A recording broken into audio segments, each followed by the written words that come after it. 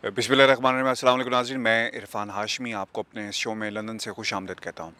नाज़रीन, पूरी दुनिया में जब से ये वायरस जो है वो फैलना शुरू हुआ है, इसने हर मुल्क का जो है इम्तिहान लिया है। चाहे वो अमेरिका हो जो सुपर पावर होने का दावा करता है, चीन हो जो एक इमर्जिंग सुपर पावर के तौर पे जो है वो दुनिया के नक्शे पे उभर रहा है।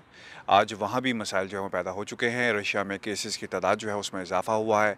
यूरोपीय यूनियन जिसमें छोटे-छोटे बहुत सारे ममालिक हैं, दुनिया की बेस्ट इकोनॉमीज़ हैं, उन्होंने मिलकर एक इत्तेहाद बनाया। आज वो भी इस वायरस के आगे जो है उन्होंने घुटने जो हैं वो टेक दिए हैं।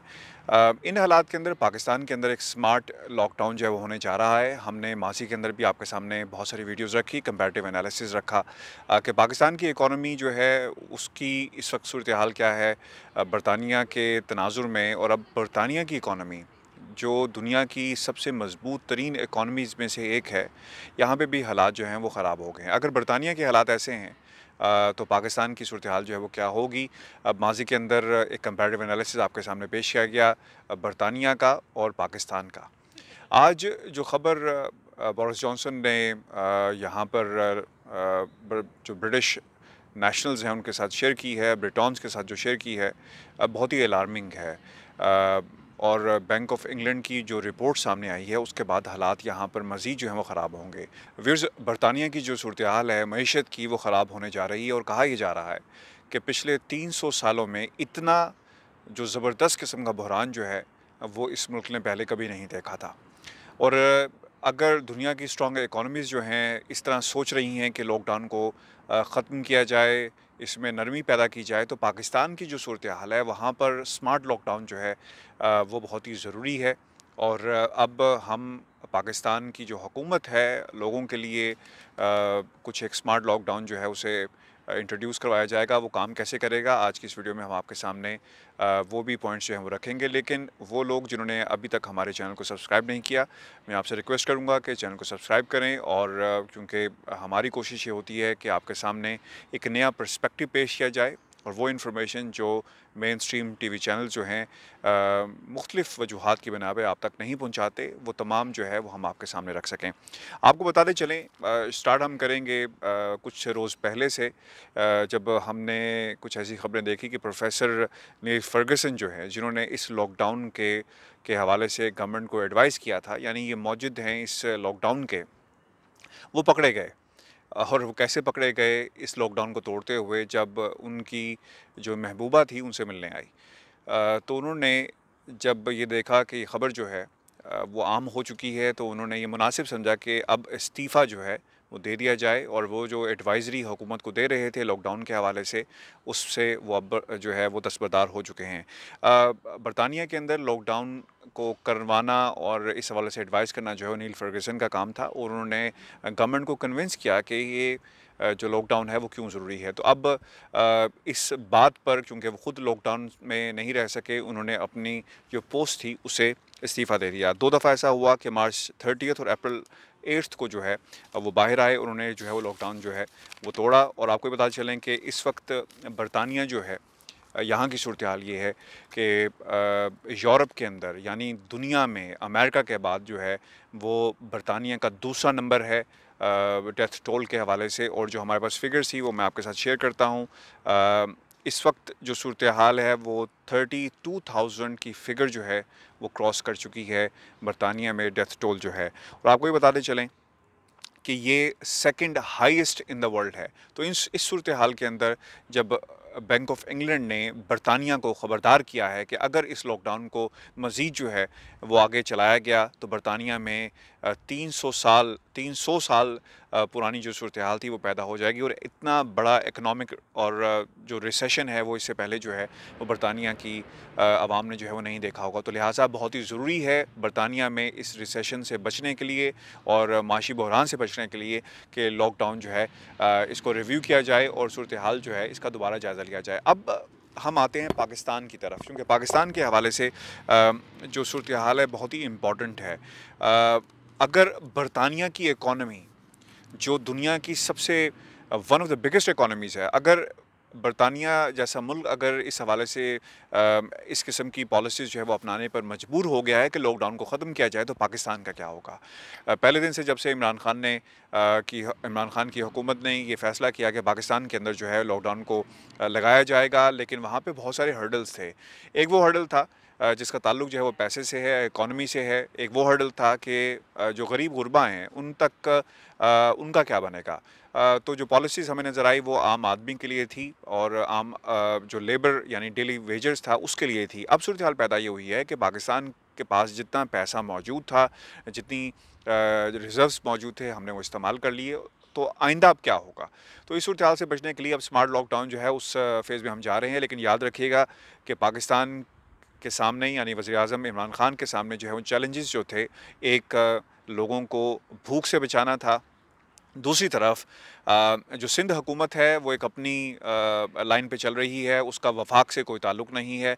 तो एक ये चैलेंज के तौर पे इमरान खान के सामने जो है वो चीज़ मौजूद थी। फिर अपोजिशन का एक अपना किरदार था, लोग बरतानिया से, लंदन से उठकर पाकिस्तान गए और सियासत उन्होंने शुरू कर दी। व्यूअर्स, रमज़ान शुरू होने से पहले उलमा और मशाइख की एक बहुत बड़ी तादाद जो है उनकी सदर पाकिस्तान आरिफ अलवी से मुलाकात भी हुई और एक लाइन ऑफ एक्शन जो है वो तरतीब दिया गया। लेकिन ये एक चैलेंज था पाकिस्तान की हुकूमत के लिए, जहाँ पर सिंध एक चैलेंज है, उलमा मशाइख जो थे वो एक चैलेंज थे, रमज़ान के आने से पहले की सूरत हाल जो है इसको एक चैलेंज के तौर पर लिया गया।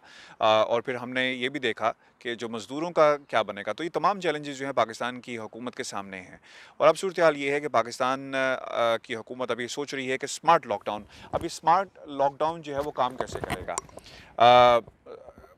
ताकि इस सूरत हाल से जो है वो ना सिर्फ पाकिस्तान की आवाम को निकाला जा सके और जो अमवात हैं वो कम से कम जो हैं वो हों। और जो पॉलिसी मुरतब की गई है कि वो इलाके जहाँ पे समझा जाएगा, जहाँ से केसेस जो हैं रिपोर्ट होंगे, उनको लॉकडाउन किया जाएगा और बाकायदा हर शख्स का जो है वो टेस्ट किया जाएगा।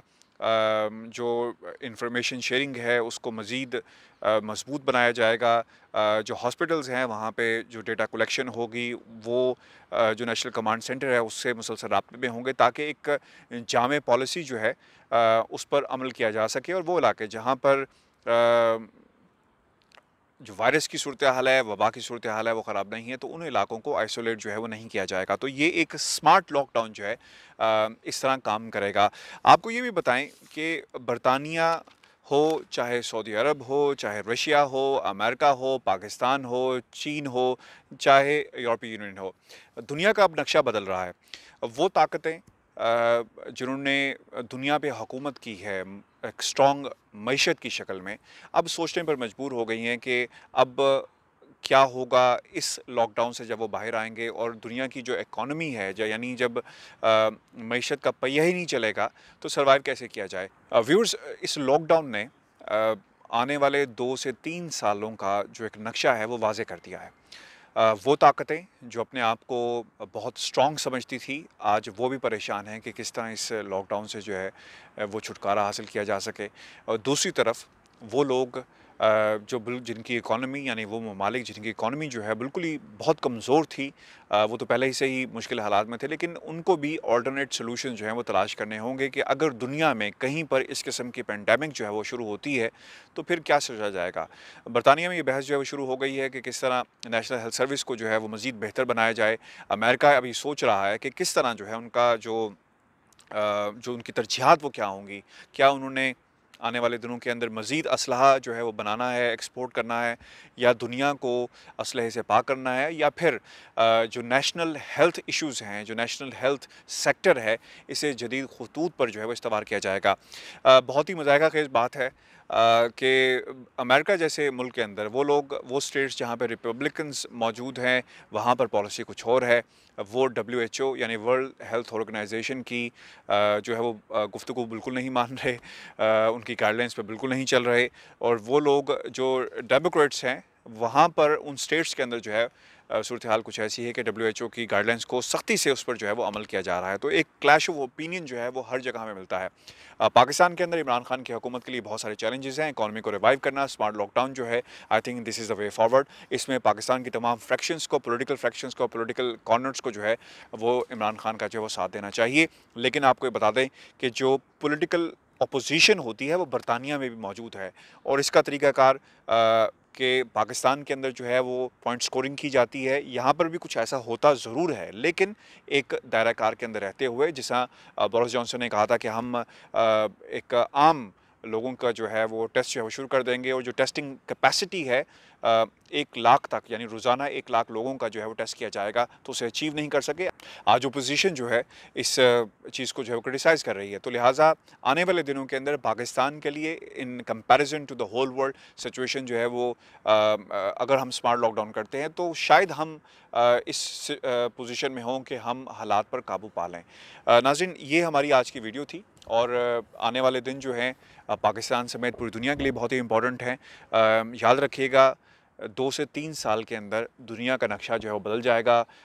वो कंट्रीज़ जो पावर को शेयर करती हैं इंटरनेशनल स्पेक्ट्रम्स के अंदर कैनवस के ऊपर, अब उनके हालात भी जो हैं वो बदल जाएंगे, क्योंकि हर चीज़ का ताल्लुक जो है वो इकॉनमी के साथ है और इस वक्त दुनिया की इकॉनमी जो है वो बुरी तरह हिलकर रह चुकी है। ये थी आज की हमारी वीडियो। इसको शेयर कीजिएगा और अपने कमेंट्स जो हमें ज़रूर भेजना मत भूलिएगा। और आपसे दोस्तों एक रिक्वेस्ट भी है, बाज़ दफ़ा आपके कमेंट्स हमारे पास आते हैं, उन्हें लाइक भी करते हैं, बाज़ दफ़ा रिप्लाई भी करते हैं, लेकिन हर जो कमेंट है या सवाल आप पूछते हैं उसका रिप्लाई करना बहुत ही मुश्किल हो जाता है। लेकिन हम कोशिश कर रहे हैं कि इस टीम को बड़ा किया जाए और एक कुछ लोगों को हम इस हवाले से जो है एंगेज भी कर रहे हैं कि वो आपके सवालात, आपकी जो एक्सपेक्टेशंस हैं, आपका जो क्रिटिसिज्म है, उसका प्रॉपर जो है वो रिप्लाई कर सके। अपना बहुत सारा ख्याल रखिएगा। मुझे इजाज़त दीजिए। अल्लाह हाफ़िज़।